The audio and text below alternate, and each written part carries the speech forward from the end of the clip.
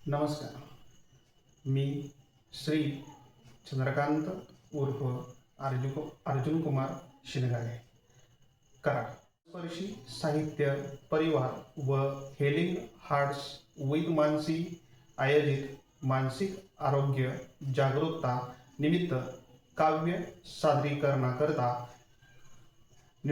काव्य सादरीकरण स्पर्धेसाठी माझी कविता सादर करतो आहे. माझ्या कवितेचे शीर्षक मनाचा कॅनव्हास. मनाचा एक कॅनव्हास असतो अदृश्य रंगांनी अन आठवांचा. मनाचा एक कॅनव्हास असतो अदृश्य रंगांनी अन आठवांचा, भरलेला ओलसर मृदू छटांनी, तर कधी स्वप्नांच्या साठवांचा.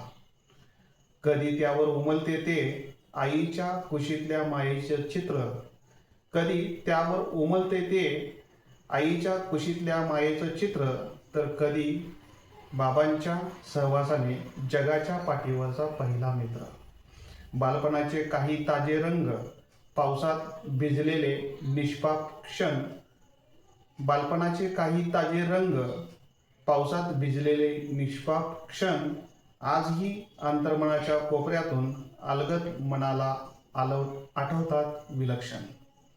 कधी कोणाच्या त्या शब्दांनी मनावर काळी रेघ उमटते, कधी कोणाच्या त्या शब्दांनी मनावर काळी रेघ उमटते, तर कधी कोणाच्या हसण्याने पूर्ण नवच रंगून जाते. मन विचित्र चित्रकार असतं, ते मनातील वेदनांचा रंग देतं. मन विचित्र चित्रकार असतं, ते मनातील वेदनांचा रंग देतं. जखमा जरी खोल असल्या तरी सहनशीलतेचं चित्र उमलतं.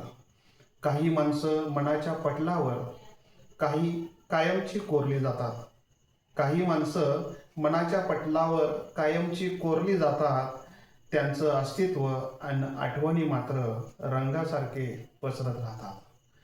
प्रेम ही रंगासह रंगीन होऊन अलगद गुलाब पाण्यासारखं भिनतं.